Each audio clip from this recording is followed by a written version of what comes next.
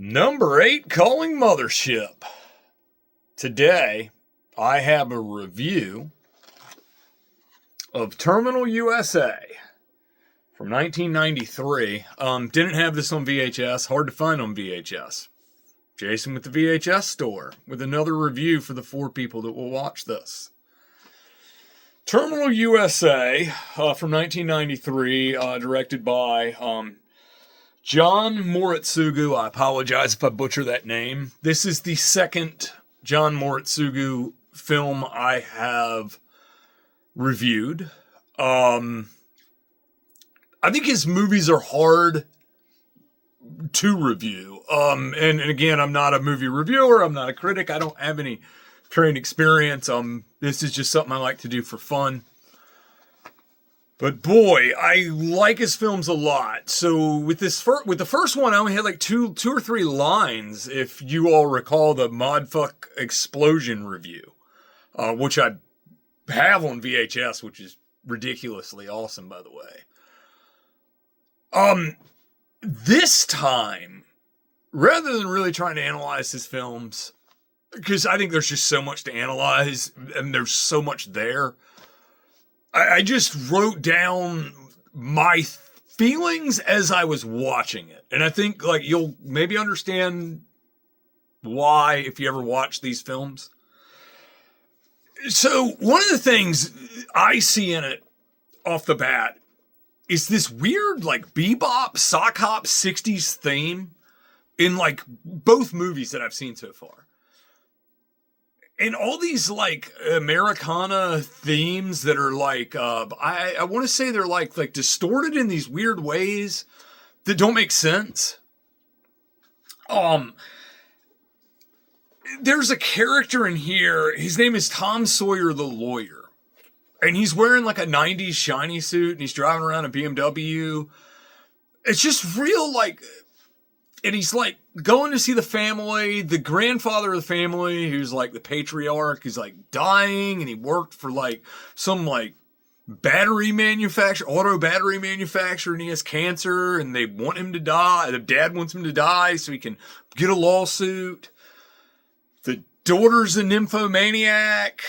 There's 2 twin kids that are drug addicts. There's the opening scene is these Nazis beating up one of the twins because he owes them money. So there's like Nazis throughout, but then the music that's playing in the background is anything from like just noise to like indie rock to like punk. Oh, what else? What else did I make notes of? I see a lot of stuff, and I don't know, again, I'm the white male, 44 years old, but I think there's a lot of underlying messages of like societal pressures within Japanese families. I've been just guessing that from what I'm seeing in this movie. I think the thing that I came up with to describe this, and I think it's an apt description for this movie. The dialogue is like, or the aesthetics of some of it is like Leave It to Beaver meets Natural Born Killers. That's what I would describe it as. If Disney took Leave It to Beaver and did like a reboot and made it like more Natural Born Killers style, that's what I came up with. Lawyer in the shiny suit is wild, which it is. There's just so much dialogue, it's weird. The soundtrack is great. As a matter of fact, I'm going to listen to it on my way home probably. I really liked it. You already said it, Grandpa's terminally ill, but he's laying on a flag, a Japanese pillow, a flag, but it's a pillow, but it's a Japanese flag.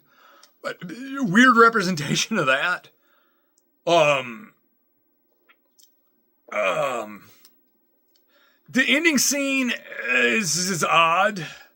I don't want to give away the ending. I had made notes of that, but it's just a lot to take in.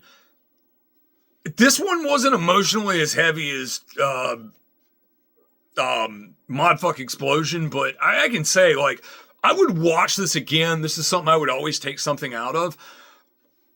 I don't know if I love these movies, but I don't dislike them. And I find that, like, I'm watching it and I'm like, okay, I'm thinking I'm going to give it some lower rating, but, you know, kind of my rating system is I'm adding stars as I go along, and I find myself, I keep adding stuff. I think it's a good movie. I think he makes good movies. And I don't understand a lot of it. I'd be the first to admit to it. I think it's cool art, though. And whew, it's a lot to take in. I don't know if you can find these on streaming services. I know you can buy them from his website. Or you can rent it here at the VHS store. Love to have it on VHS at some point.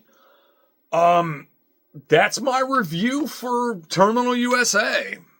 Kind of a lot of rambling, but that's what I got for you. Jason at the VHS store. See ya.